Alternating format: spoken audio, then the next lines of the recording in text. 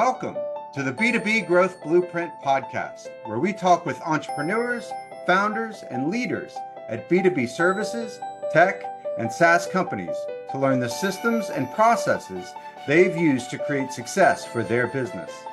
We'll also learn from marketing and sales experts to provide insights to help you grow your business. I'm your host, Mark Osborne, and the podcast is brought to you by Modern Revenue Strategies and their 10x ROI B2B growth guarantee. Schedule a free diagnostic call to learn the fastest path to double your B2B revenues in just 90 days. Hello, and welcome to another episode of the B2B Growth Blueprint podcast. I'm your host, Mark Osborne, and today I'm very excited to welcome our guest, Vittorio Cosma. Now, I'm going to read his bio because it's really rich and interesting. Vittorio is the founder and CEO of Matters2. Now, Matters2 does a lot of really interesting things with empowering scale-ups to get more information as they grow, especially about their finances. Vittorio is passionate about fostering positive change in the investment industry by empowering small and medium enterprises, as well as startups, with the data-driven insights they need to thrive as they scale up. He wants to level the playing field by making advanced business intelligence accessible to all companies, regardless of size. And this translates into helping founders to attract investment and scale their ventures through a data-driven, people-centric, and value-based approach. By integrating customizable and scalable tools, he aims to unlock sustainable growth for early stage and growing companies, building a more equitable and data-powered business landscape. What an awesome vision that you have, Vittorio. Thanks so much for joining us on the show today. Thank you, Mark. It's great to be here. Awesome. So that really interesting business, and I know you have a pretty diverse background. Why don't you tell us a little bit about sort of how you got to where you are with Matters2? Yeah, well, my career path is a little bit, different from the norm. I zigzagged a lot. I started in Procter & Gamble, then did real estate, lived in China for a while, building shopping centers and outlet centers, fashion outlet centers. And then at a certain point, I discovered that every 4 to 5 years, basically, I grow bored with what I'm doing and change completely the market I'm working in.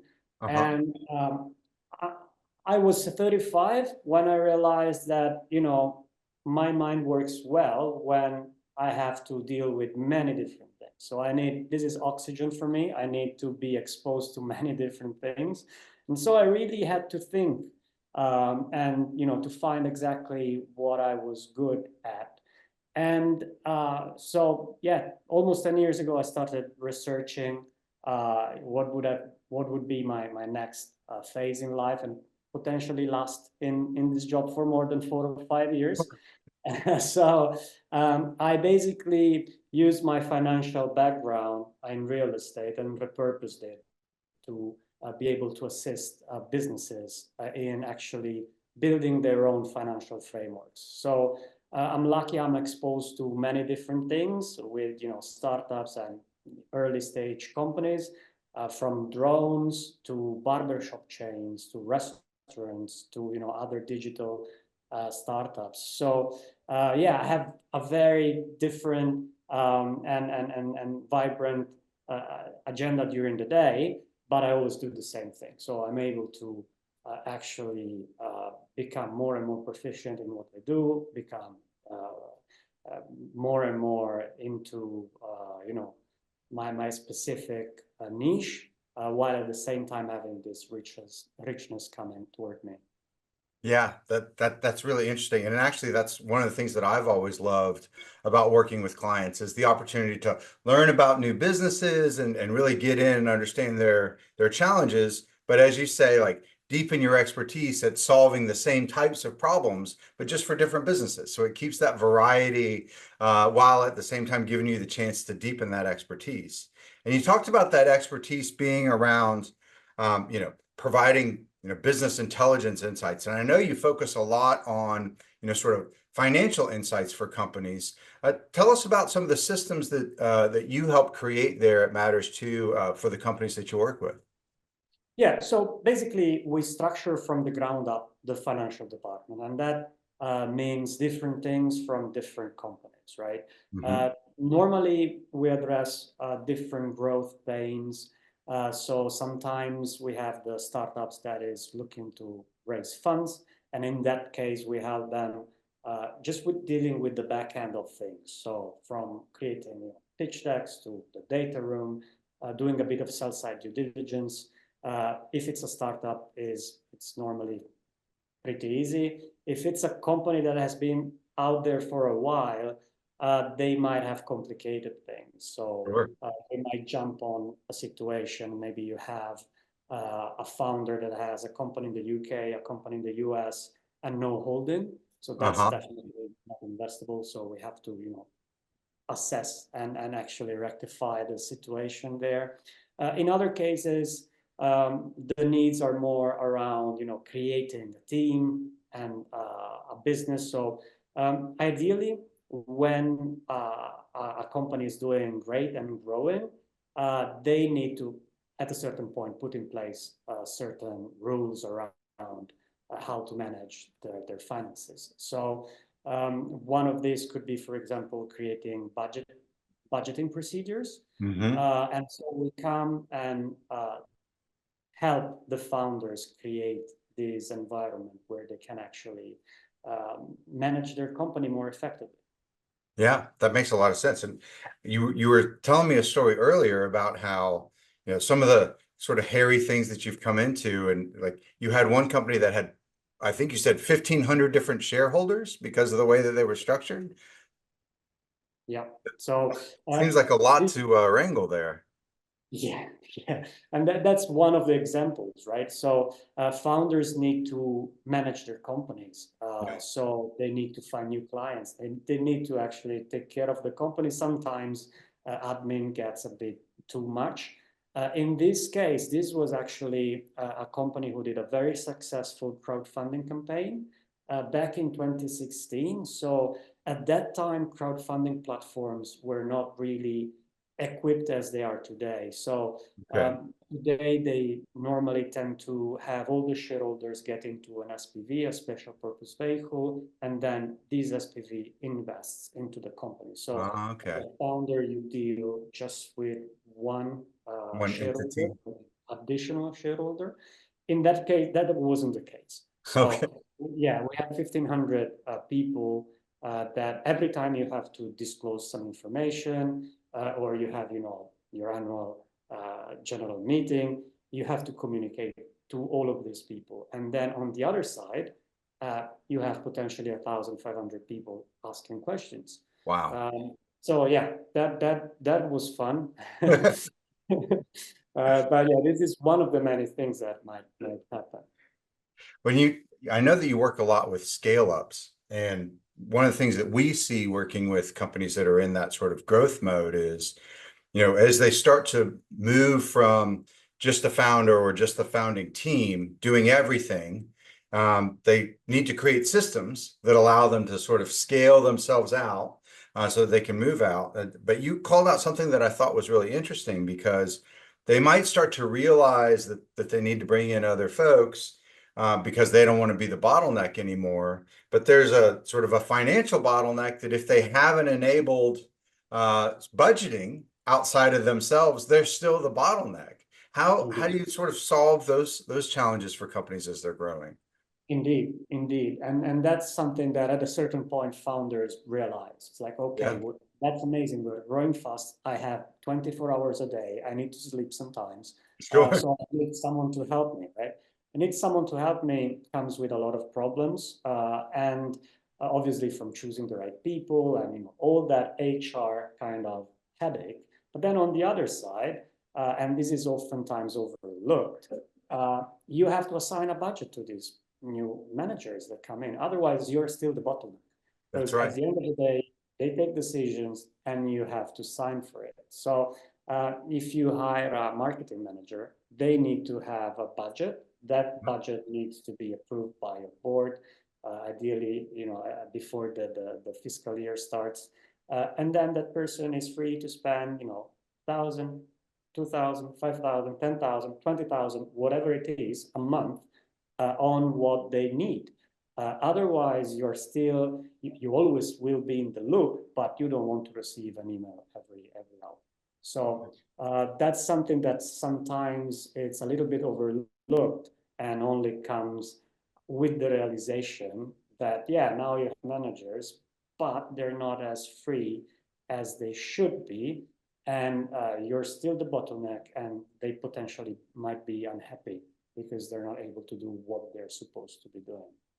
Yeah, it's so interesting that you describe that too, because one of the things we see working with companies and scaling it, and as we're implementing systems for marketing and sales, is when it goes from being like an interpersonal conflict of like, you won't approve, you won't sign off on my things, that creates a lot of tension and friction within organizations. Whereas instead, if you build a system, then the system is this sort of like external objective thing, and then the two folks can come together and say, well, the system isn't allowing us to accomplish what we need to accomplish, so let's adjust the system together.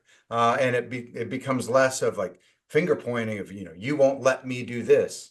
And so we see that can be really liberating. And it's also funny too, because a lot of times, companies are afraid of over systematizing things because they think, well, if there's too many systems, well, this marketing genius that I just hired won't be free to do what they need to do. But in fact, we see that the system set them free because it creates the guardrails that then they have a lot more freedom and flexibility to be creative within those boundaries and know that they can get done what they need to get done. Yeah, you hit on two things that I think are very, very important. First is this, oh, I didn't receive approval for this, or, and then you make it personal. While oftentimes in this situation, the CEO normally has no time. And so there are many emails that don't get answered, not because they don't want to answer them, Right. but because they have too many, and then maybe they just leave it unread, and they start having 50, 60 emails that are unread there in their backlog, and you don't get an answer simply because that's the situation. It's not personal, absolutely.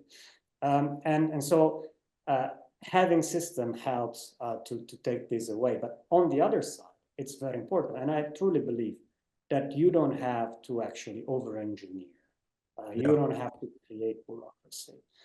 So there is a fine line in this, because the manager wants to see nice numbers, little graphs, nice pie chart, and keep track of things, KPIs. Amazing. You need to do that, absolutely. Sure. But on the other side, you have the people on the ground that are actually working. And you don't want to create, add additional hours to their working day so that they do their job, and then for 2 hours they log in numbers or notes on a system, because that's bureaucracy, right? So that's where it becomes unproductive. So the smart approach is that these people, the people on the ground that are actually either selling, producing, managing, are already using services and systems and other things that they need for their job. So this is not possible yet everywhere. Sure. Like, I'm Italian, I tell you, in Italy, that's quite difficult to do, for example, for the bookkeeping. But if you're in the UK, if you're in the US, chances are you use either Xero, QuickBooks, Sage, you name it. There are not many others. But all of these give you access to APIs. I can download the APIs. I can put them in a database, crunch them, and have a real-time dashboard of the situation. So, for example, one of the questions that sometimes founders have is like, okay, how much VAT do I have to pay this quarter? How much taxes do I owe? Yeah. And sometimes you have to phone the accountant. But if you use any of these systems, actually you can, take out your phone and check, and it's in real time. And at the same time, then you can start, using other information, and that's where the interesting magic begins, because then, okay, I have my bookkeeping, and maybe I have, the number of invoices I have out, that I know they're going to be paid, either this month or next month. And then I take the CRM, and here I'm getting data instead from the salespeople. And then I can mix the two and tell you, oh, look, in the next 3 months, roughly, you have these invoices out, plus this is your pipeline. So cash flow forecast, you might see this coming in, right? And then you can keep adding on top of that. And if you have, you use any ERP or other softwares, you can tap into that and maybe download a calendar of activities that you have to do. So, and you start now having all this information in one place, and then you can use it to actually extract that data without creating that additional layer of bureaucracy that you definitely want to avoid. That's right. Well, and that sort of real-time visibility into the data and what's happening gives that CEO the ability to let go of some of those things and to open up some of those bottlenecks so that the company can really start to grow and start to scale.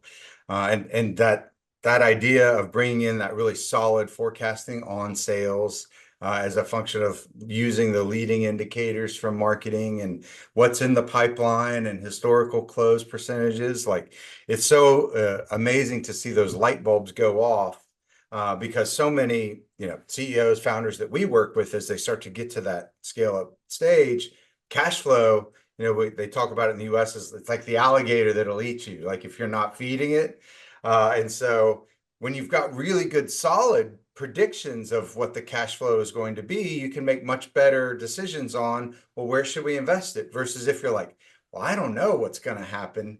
I'm hoping that we're going to hit this sales forecast, but I don't really know. But when you've got these types of systems that give you that forecasting with really accurate visibility, it just opens up a whole world of things that you can do. Yeah, and then you can plug in different things. So That's right. we talked about your finances, your sales pipeline, but then you can have a storage and start tracking inventory, and then you can have other things, and then it can also be used with investors, either potential investors or actual investors, because you're giving them visibility. Yeah. And when it's early stage, that's a very good thing. Yeah. Because well, if you're looking to raise, you can tell your investor, oh, look, this is what we use internally. Give them maybe limited access for a few weeks, just for them to have a look at the business. But then they know this is what you're using. They know they will have access to it. They're very happy that they have this kind of monitoring tool. But then early stage, if they see something wrong, guess what? They're going to phone you up and say, hey, listen, there's something wrong here. What's happening? And well, that's and it gives them an opportunity to plug in their insight. As you really value, you can get the full value out of that VC relationship. And it makes the due diligence that much easier and inspires so much more confidence, which make you a much more attractive investment for those best investors. Indeed, it's absolutely the case. And then, I mean, the sky is the limit. I'm just, I'm the numbers guy. So at the end of the day, you need them to, access the insights of a wider range of professional within your company, and then they start, wanting to see this or that KPI, and you start talking about lifetime value, customer acquisition cost. These are all things that you can have real time. So, and even in a more traditional business. So one of the things I love, I was saying, I love to work with startups, but also with SMEs, small and medium businesses that are a bit more traditional, right? And sometimes you might think that these KPIs that were actually born out of digital or the startup ecosystem do not apply to traditional businesses, but they do. And every business might have specific things. I mean, most of the business want to know their revenues and their costs, but then each business might have a very more specific things, unique KPIs, for that business. Yeah, specific problems. So, for example, for one company, They had a problem. It's an e-commerce business. They had a problem in which they lost quite a bit of money during Christmas season because their Stripe account got somehow detached from the e-commerce, and people were inputting their credit cards, and nothing was happening, right? Ooh. And they discovered this after the Christmas period, so that was terrible.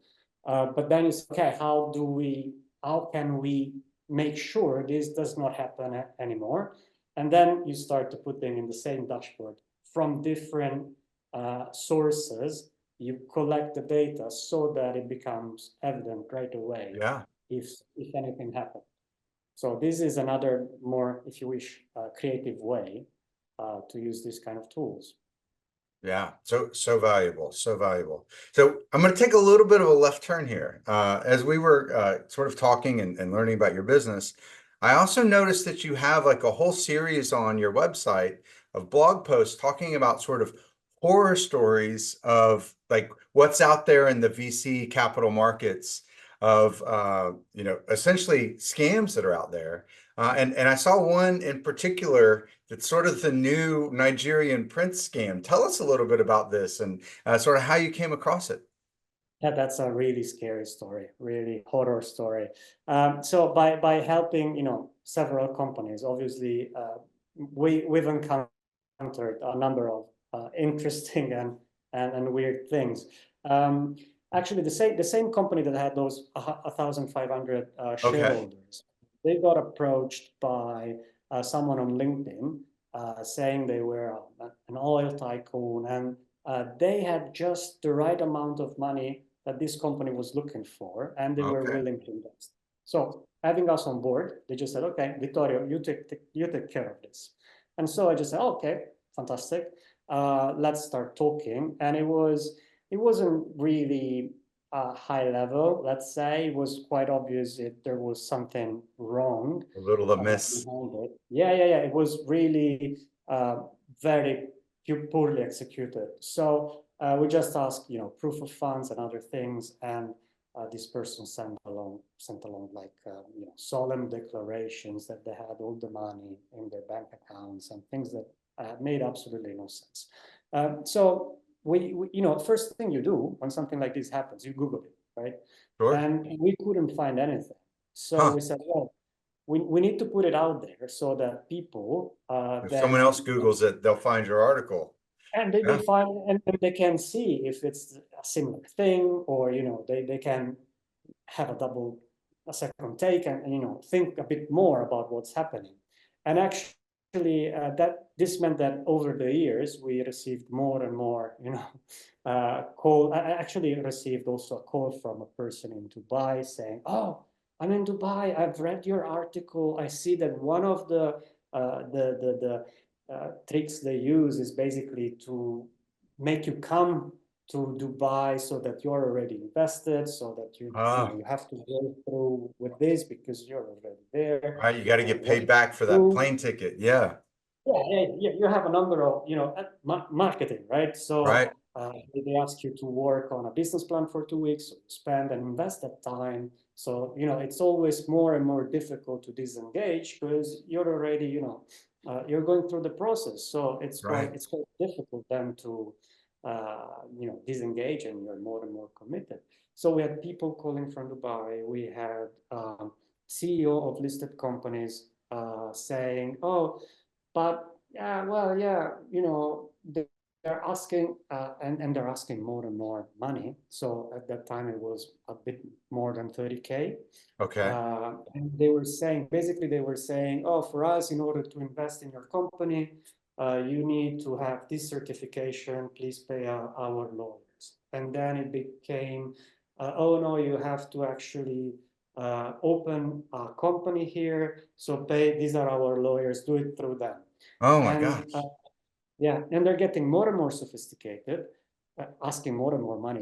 Last I heard of like a few weeks ago was 80K. So that's wow. So you invest 80K with us, and then we're going to give you millions. Not investing. It's like we are going to invest 10 million or give you a credit facility a loan of 10 million, but for some reason, you have to go through these hoops, Right. and that Regulatory issues that we have to take care of with you. You have to invest, you have to give us 80K to take care of. yeah, Wow.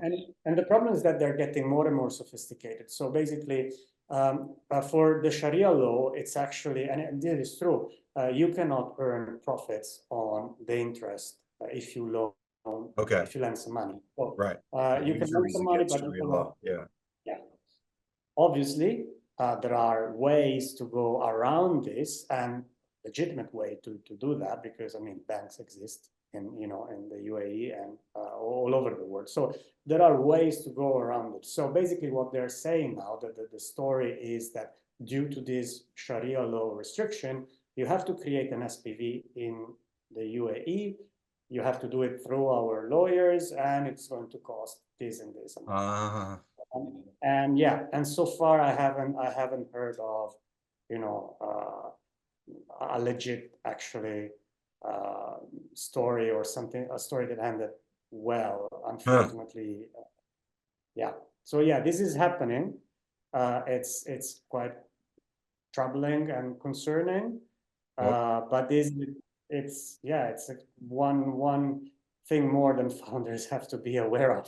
Well, and make sure good for you though, for like creating an article so that if someone else goes to Google it, they'll find it and be able to catch up. So obviously, actually became also kind of a lead gen oh yeah, avenue for us. I mean, maybe you're not that big, but we had good conversation in the past years with founders that found us just because of that. wow. So obviously you've got a lot of expertise and background and are helping a lot of companies. Potentially someone's here on the call or watching the podcast that's thinking like, well, we're in sort of this scale up space and we could really use some help getting our finances together and getting better business intelligence. Give us the pitch. Why should they work with Matters2? So ideally, when you have an amazing product and doing a lot of sales, inevitably you start creating a mess in the background, right? Sure. So what we do, we jump on board and take care of that.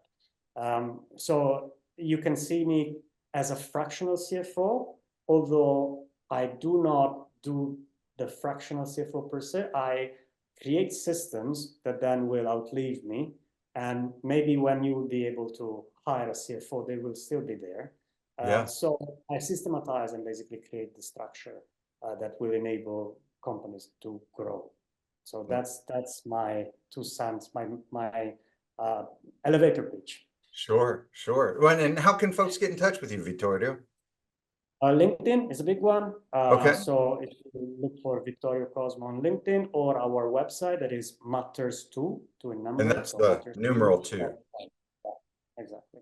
Awesome. Well, we could talk all day about some of these fun horror stories that you've uncovered and scams in the space, but I got to be mindful of your time. I really appreciate you coming on the show and sharing your insights with us today. My pleasure. Thank you so much for having me, Matt. All right. Talk to you soon. Thank you for joining this episode of the B2B Growth Blueprint podcast. We hope you've gained insights to grow your business. If you enjoyed this discussion, please rate, comment, like on your favorite platform, and share to others who will find it useful. Do you know a CEO, founder, or leader at an early stage B2B services, tech, or SaaS company who would like to be a guest and share their story? Send us a note. Let's schedule a conversation.